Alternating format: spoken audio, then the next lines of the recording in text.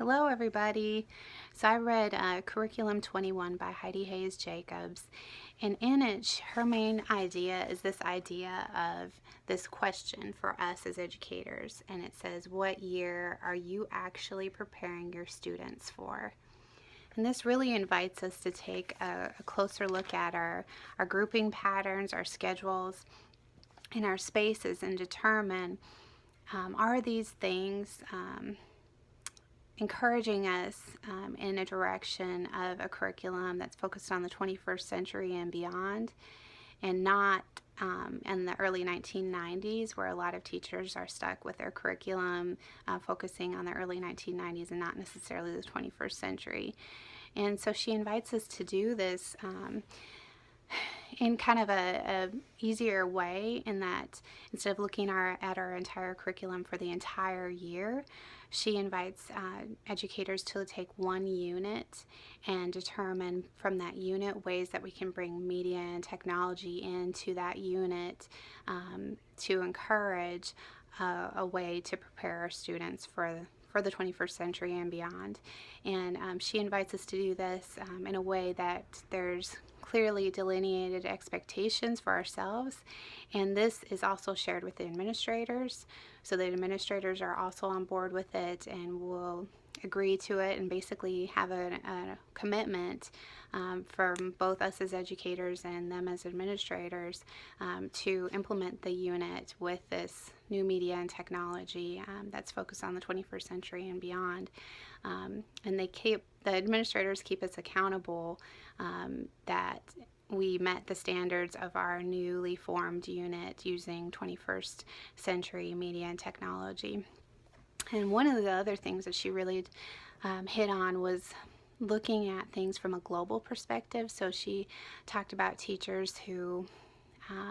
partner with other teachers across the globe using technology, maybe even like Skype or things like that, where our students in our classroom can engage with students in classrooms in China and all over the world, so that it gives our students a global perspective as opposed to just a Chattanooga, Tennessee or Cleveland, Tennessee perspective.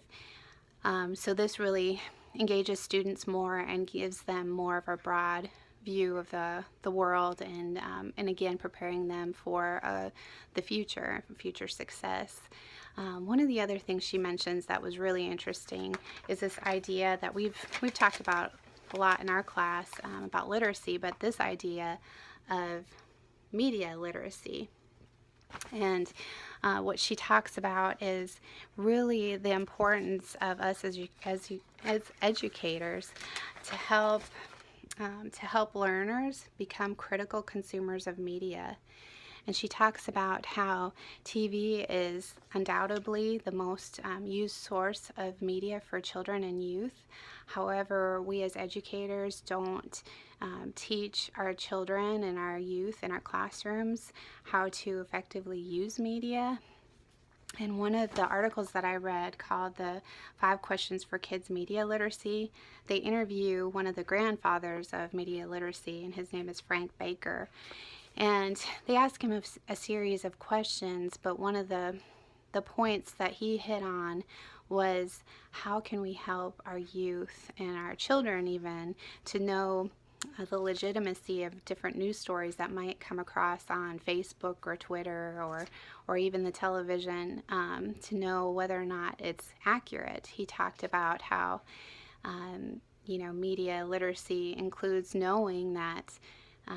different media outlets will use camera angles and lights to portray one side of the story. So how important it is for us to educate students about media literacy and how to be knowledgeable about that facet of literacy. So one of the things he discusses is for students to be encouraged to use sites like Snopes.com in determining the legitimacy of a news story, as opposed to just seeing it on Facebook or seeing it on TV even and taking it as the truth, but for them to explore it further by using sites, secondary sites, to verify the legitimacy of whatever news story is talked about. The book was very informative, has a lot of good practical tips for us as educators in bringing our curriculum into the 21st century, and the vast impact that it would have on the success of our students' lives. I highly recommend this book. Thank you.